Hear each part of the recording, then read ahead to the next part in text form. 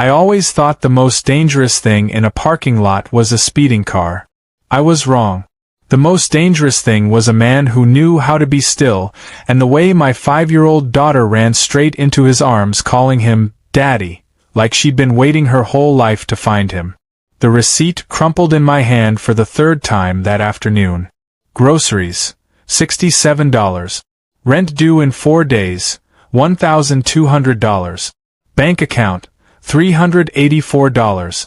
I shoved the paper into my pocket and grabbed another bag from the cart, my daughter's laughter echoing across the parking lot like a bell I couldn't afford to ignore. Mama, look. A bird. I see it, baby. Stay close. But Lily never stayed close. She was 5 years old and made entirely of curiosity and fearlessness, two things I'd forgotten how to feel. Her pink sneakers slapped against the asphalt as she darted between cars, her dark curls bouncing with each step. I used to be like that once, before the late shift, before the restraining order, before I learned that some men smile right before they break you. Lily, wait. She stopped at the edge of the curb, crouched low, watching a pigeon peck at a discarded fry. I caught up, breathless, and set the bags down. You can't run off like that. But you were right there. That's not the point. She looked up at me with those wide brown eyes that saw too much and understood too little. You're always scared, Mama. The words hit like a slap. I wasn't always. Once, I believed the world was safe. That people meant what they said. That love didn't come with fists. I kissed the top of her head. I just want you safe. She hugged my leg, then pulled away, already distracted by something else. That's when I made the mistake. I turned back to the cart, checked my phone, let my guard down for just 10 seconds. When I looked up, she was gone. My heart stopped. Lily. I spun around, scanning the rows of cars, the people walking past, the blur of movement and color that suddenly felt like chaos. Then I heard it. Daddy. Her voice. Bright. Excited. Coming from behind me. I whipped around and froze. There she was. My baby girl, arms wrapped tight around the leg of a man I'd never seen before in my life. He was tall. Easily over 6 feet. Black suit jacket, crisp white shirt with the top button undone, sleeves rolled to his elbows like he'd just come from somewhere important. Or somewhere violent. His shoes were polished to a mirror shine, the kind you don't wear to a grocery store. But it was his face that made my stomach drop. Sharp jaw. Dark eyes. A scar cutting clean through his left eyebrow. And an expression I'd only seen once before, on a man who'd spent years learning how not to feel anything. He didn't move. Didn't smile. Didn't crouch down to her level like most strangers would. He just stood there, perfectly still, staring down at my daughter like she was a gun pointed at his chest. And for some reason, that terrified me more than anything. I didn't breathe. Couldn't. My daughter, my baby, was hugging a complete stranger like he was someone she'd known her whole life. Lily, no. I rushed forward, my hands shaking as I reached for her, but she didn't let go. She just looked up at him with that wide, innocent smile that made my heart ache. You look like my daddy, she said. The man's jaw tightened. Just barely. A muscle flickering beneath the surface like he was holding something back. Something dangerous. He crouched down slowly, his movements so controlled it was unnatural. Like every gesture had been calculated 3 steps ahead. When he spoke, his voice was low. Smooth. The kind of voice that could convince you of anything. I'm not your daddy, little one. Lily tilted her head, still smiling. But you look like him. Do I? She nodded.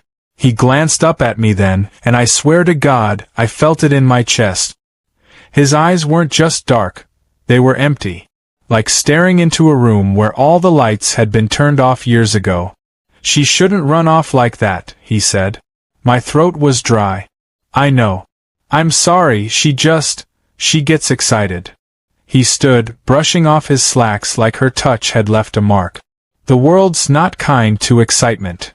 Something about the way he said it made my skin crawl. Not because it was a threat, but because it wasn't. It was a warning. I pulled Lily close, my hand wrapping around her small shoulder. Come on, baby. We need to go. But Mama. Now.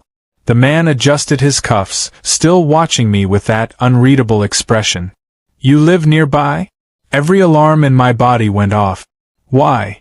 I asked, my voice sharper than I meant it to be. He tilted his head slightly, almost amused. Because I might need to make sure you get home safe. We're fine. Are you? The question hung in the air like smoke. He wasn't asking if I was okay. He was asking if I believed my own lie. I didn't answer. He smiled then, faintly, just the corner of his mouth lifting, but his eyes stayed cold. Maybe. Then he turned and walked away. No goodbye. No explanation.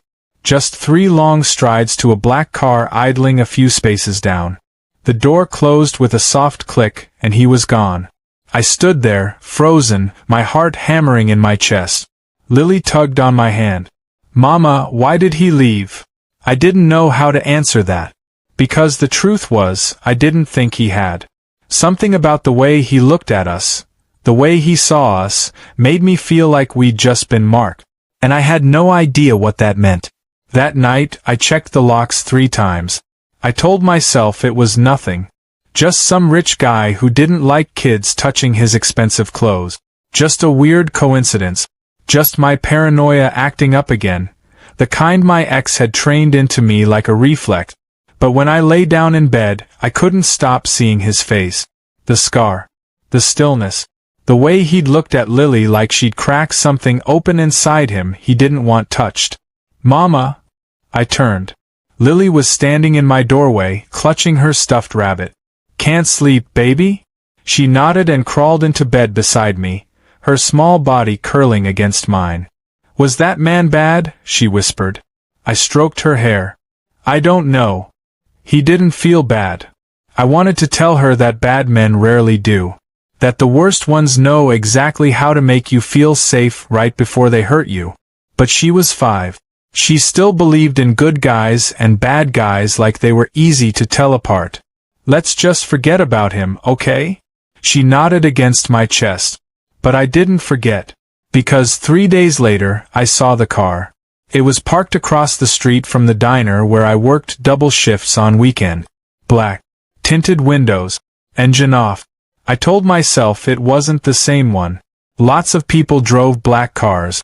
But my hands shook when I poured coffee that afternoon. The next day, I saw it again. This time outside Lily's preschool. I was picking her up, holding her hand as we walked toward my beat-up Honda, when I felt it.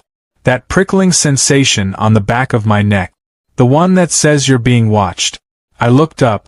He was leaning against the car, arms crossed, sunglasses hiding his eyes. He wasn't looking directly at us. But I knew. I knew he was watching. Lily didn't notice. She was too busy chattering about the finger painting she'd made. I buckled her in, my fingers fumbling with the straps, and when I looked back, he was gone. That night I couldn't eat, couldn't think. I sat by the window with all the lights off, staring at the empty street below, waiting for something I couldn't name. My phone buzzed. Unknown number. My stomach dropped. I opened the message. Lock your back door. The latch is broken. I nearly dropped the phone. How did he know that? How long had he been watching? I ran to the back door, heart pounding, and sure enough, the latch was hanging loose. I'd been meaning to fix it for weeks but couldn't afford the hardware.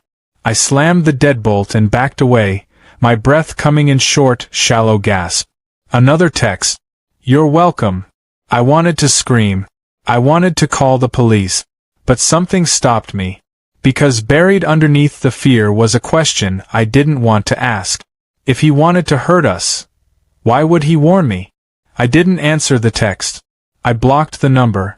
But 2 nights later, someone tried to break in. It was just past midnight. I was half asleep when I heard it, the scrape of metal against metal. The back door. Someone was trying to force the lock. I sat up, my heart exploding in my chest. Lily.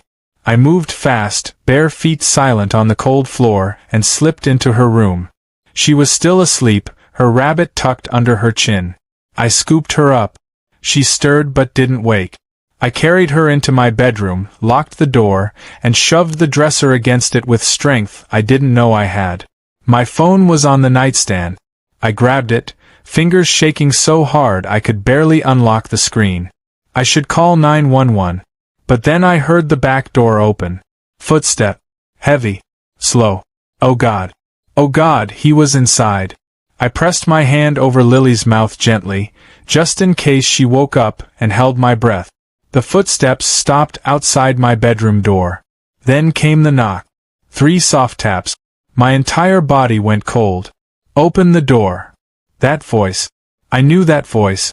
What are you doing in my house? I hissed. Saving your life. Open the door. I'm calling the police. No, you're not. Because the man who just ran out your back window wasn't me. And if I hadn't been watching, he'd be in that room with you right now. My stomach turned. You're lying. Check your back door. I didn't want to, but something in his voice made me believe him. I moved the dresser just enough to crack the door open. He stood there in the dim hallway light, dressed in all black, a gun holstered at his side. His eyes flicked to Lily in my arms, then back to me. Is she hurt? I shook my head. Good. Get your things. What? You're not staying here tonight. I'm not going anywhere with you. Then you're putting her at risk. The words hit like a slap. He stepped closer, his voice dropping. I don't know how much you know about the world I live in, but trust me when I say this. The man who was in your apartment wasn't here to rob you. He was here because someone sent him. And he'll come back. Why? I don't know anything. I'm nobody. You stopped being nobody the second your daughter touched me. My throat closed.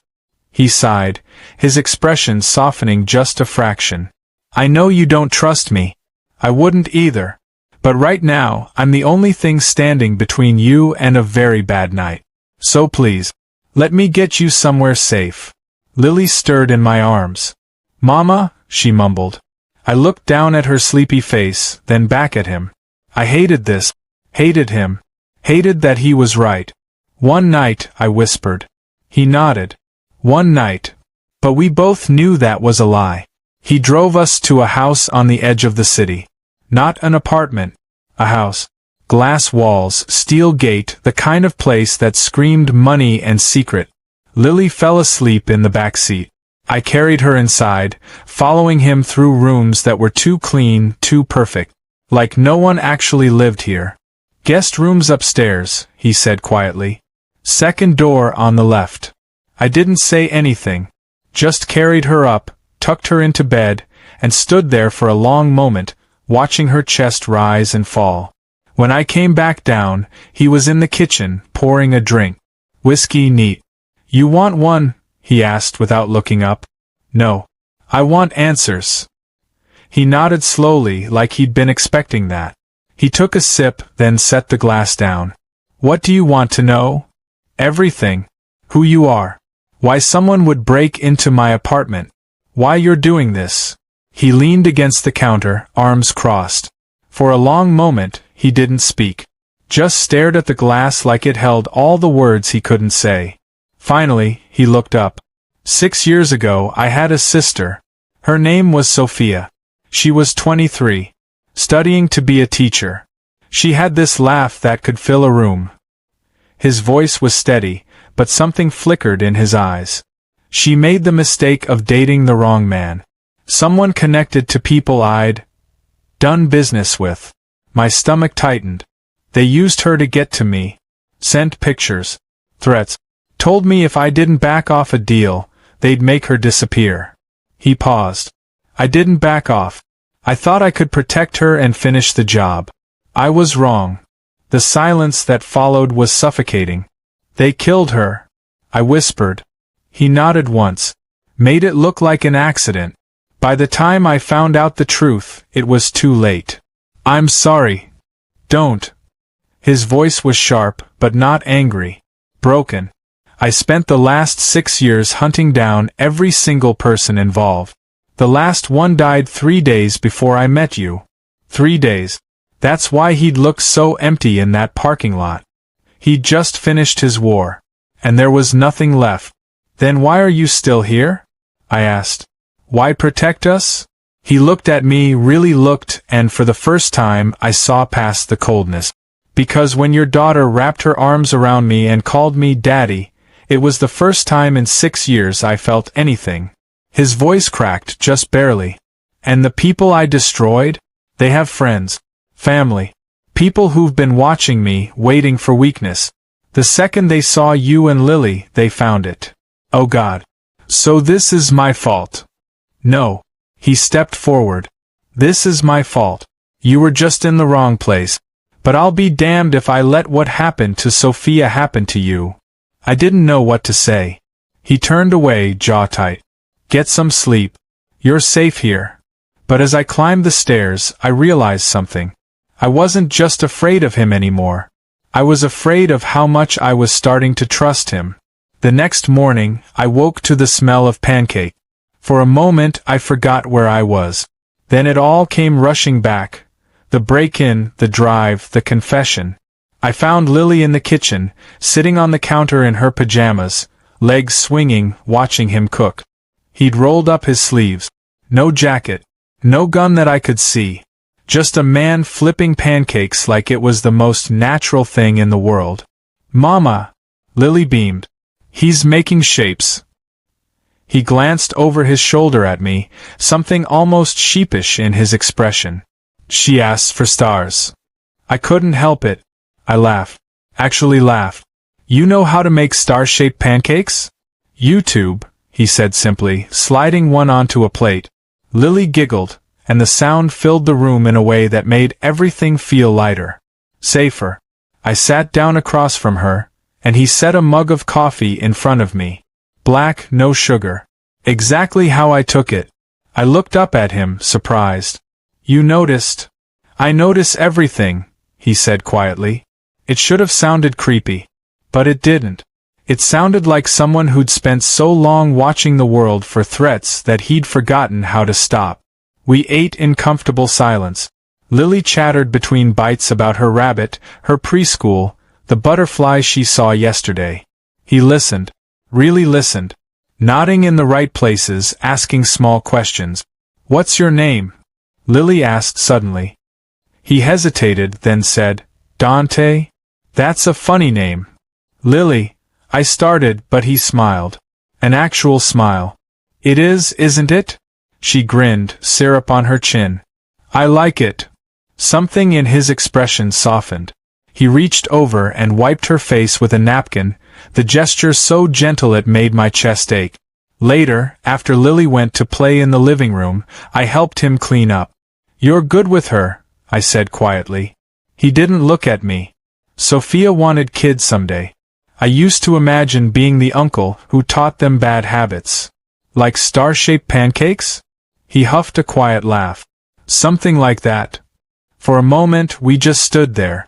Him washing dishes, me drying. Like this was normal. Like we weren't hiding from people who wanted us dead. Thank you, I said. He glanced at me. For what? For not letting me do this alone. His jaw tightened. He opened his mouth like he wanted to say something, then stopped. Instead, he just nodded. But when his hand brushed mine passing a plate, neither of us pulled away. And for the first time in years, I felt something I thought I'd lost. Hope. I should have known better. Hope was just Fear's pretty sister. And she always left first. It lasted 3 days. 3 days of pretending we were a family. 3 days of Lily calling him Mr. Dante, and climbing into his lap while he read her stories. 3 days of me forgetting why we were really there. Until I found the file. I wasn't snooping. I was looking for a phone charger in his office when I saw it. A manila folder on his desk, half open. My name was on the tab. My hands shook as I picked it up. Inside were photos. Of me. Of Lily. Leaving our apartment. At the grocery store. At her preschool. Dates going back weeks. Weeks before we ever met. My stomach turned. There were background checks. Financial records. Even a copy of the restraining order I'd filed against my ex 2 years ago. He'd known everything. And he'd lied. The door opened behind me. "You shouldn't be in here." I spun around. He stood in the doorway, expression unreadable. "How long?" My voice shook. "How long have you been watching us?" He didn't answer. "How long?" 5 weeks. The air left my lungs. Before the parking lot. Before Lily ever touched you. You were already watching us. Yes. Why? His jaw tightened. I had my reasons. That's not an answer. I threw the folder at him. Papers scattered across the floor. You've been stalking us. You made me think this was some random accident, that we just got unlucky, but you've been planning this from the start. It wasn't like that. Then what was it like? Because from where I'm standing, it looks like you used my daughter to get to me. You let her hug you. You let her call you. My voice cracked. You let her think you were safe. I am safe. For her. For you. You're a liar. The word landed like a punch. His expression darkened. I did what I had to do to keep you alive. No. You did what you had to do to keep us here. Like prisoners. That's not. Isn't it?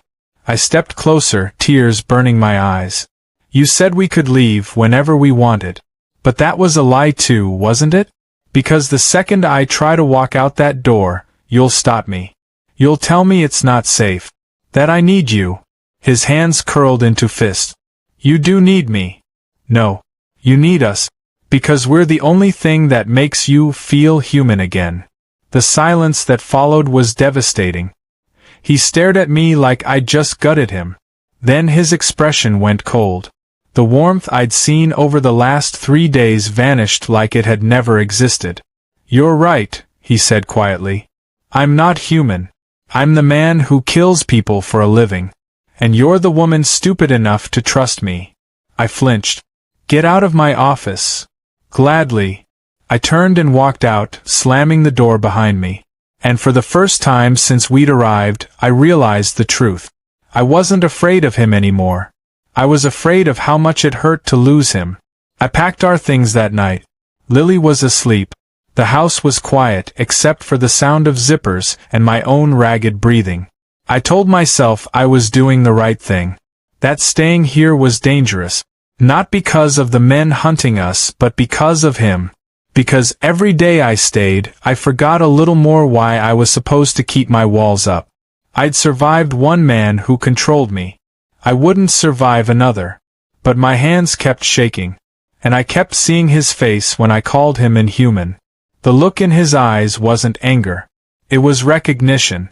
Like I'd just confirmed something he'd always believed about himself. A soft knock on the doorframe made me jump. He stood there, still dressed, hands in his pockets. He looked exhausted. You're leaving. It wasn't a question. Yes. He nodded slowly. Okay.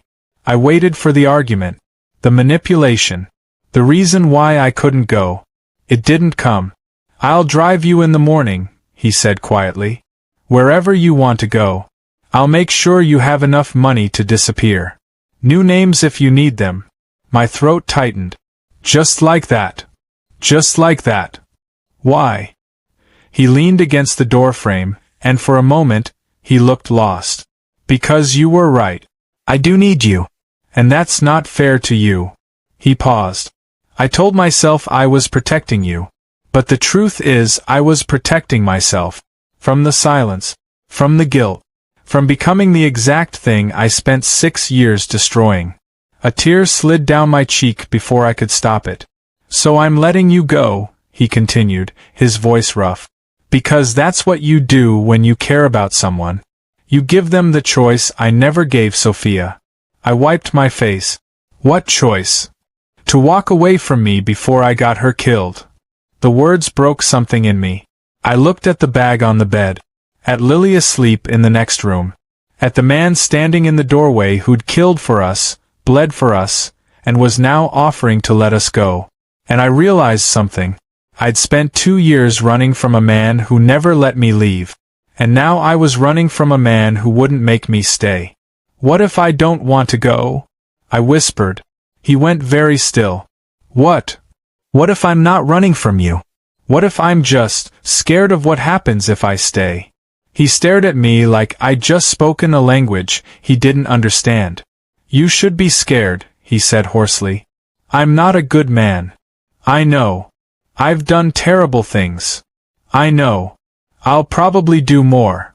I stepped closer. I know. His breath hitched. Then why? Because for the first time in 2 years I don't feel alone. My voice cracked. And neither does she. For a long moment, neither of us moved. Then he crossed the room and pulled me into his arms. And I let him. 3 months later, I woke up to sunlight streaming through windows that no longer scared me. The threats were gone. Dante had made sure of it. I didn't ask how. I didn't need to. All I knew was that the men who'd broken into my apartment, the ones who saw us as leverage, would never come looking again. We'd moved. Not far, just to a place that felt like ours. A small house with a yard where Lily could play. Normal. Quiet. Safe. I found them in the kitchen. Lily was on the counter again, legs swinging, watching Dante flip pancakes. He'd gotten better at the stars. She was critiquing his technique. That one's lopsided, Mr. Dante. You're a tough critic, you know that? Mama says I'm perceptive. Your mama's right. He glanced up and saw me in the doorway. The smile that crossed his face was small, but real. The kind of smile that told me he still couldn't believe this was his life now. I walked over and kissed Lily's head, then leaned against the counter beside him. Sleep okay? He asked. Better than I have in years. He set down the spatula and turned to me, his hand finding mine. His thumb traced circles on my palm, a gesture that had become our silent language. I'm here. You're safe. We're okay. Lily hopped down from the counter and grabbed her plate. I'm gonna eat outside. Not too far. I called after her. I know, Mama. The door slammed, and it was just the two of us. Dante pulled me closer, his forehead resting against mine. You ever regret it? He asked quietly. Staying. I thought about the woman I used to be. The one who checked locks 3 times and flinched at loud noises. The one who thought love only came with conditions. No, I whispered. Do you? Never. He kissed me then, soft and sure, and I felt it in every broken place inside me. Healing wasn't loud. It didn't announce itself. It was quiet mornings and star-shaped pancakes and a man who'd learned to be gentle.